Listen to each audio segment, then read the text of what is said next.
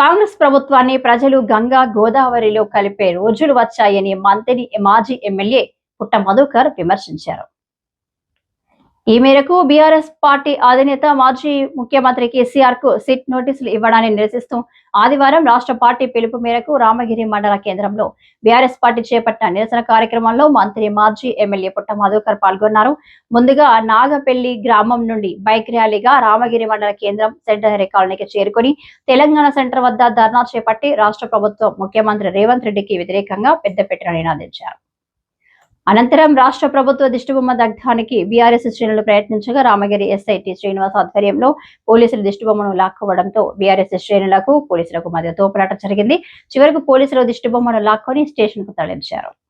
మాజీ ముఖ్యమంత్రి వర్యులు తెలంగాణ సాధకులు కేసీఆర్ గారిని తెలంగాణ సమాజం ముందట చులకనగా చూపించేటువంటి ఒక కుటిల నీతికి నిరసనగా కాంగ్రెస్ పార్టీ రేవంత్ రెడ్డి గారి ప్రభుత్వం రేవంత్ రెడ్డి సంచులు మోసుడు, ఆంధ్ర వాళ్ళ చెప్పులు దుడుచుడు, ఆంధ్ర వాళ్ళ తొత్తుగా ఉన్నటువంటి రేవంత్ రెడ్డికి తెలంగాణ ఉద్యమం గురించి, తెలంగాణ పోరాట పటిమ గురించి, తెలంగాణ యావ తెలవని దుర్మార్గుడు రేవంత్ రెడ్డి ఇవాళ కేసీఆర్ గారికి నోటీసులు ఇచ్చి నువ్వు ఓట్లకు నోటుతోటి దొరికిపోయిన దొంగలాగా కేసీఆర్ గారిని చిన్నగా చూపించే ఏదైతే నువ్వు ప్రయత్నం చేస్తా ఉన్నావో ఇవాళ యావత్ తెలంగాణ సమాజానికి అర్థమైపోయింది.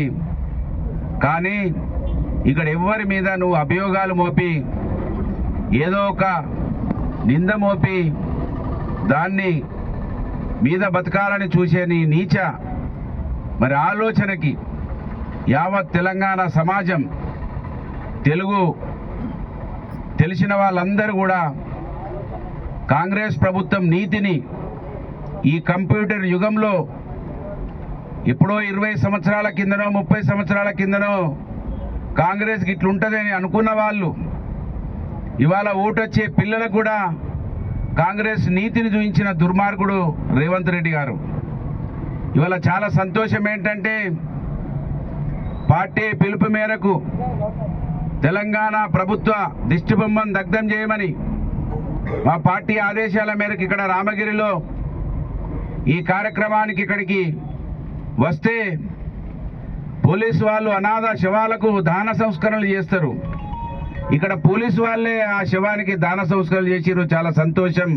పోలీసు వాళ్ళకు హృదయపూర్వకంగా ధన్యవాదాలు. ఈ కార్యక్రమంలో నాయకులు పూదరి సత్యనారాయణ గౌడ్, శంకేసి రవీందర్, మేదరవేణి కుమార్ యాదవ్, కాపురబోయిన భాస్కర్, నాగెల్లి సాంబయ్య, దాసరి మల్లేష్, గాజుల ప్రసాద్, బుర్రశంకర్, శ్రీదేవి, ఆశకుమారి తదితరులు పాల్గొన్నారు.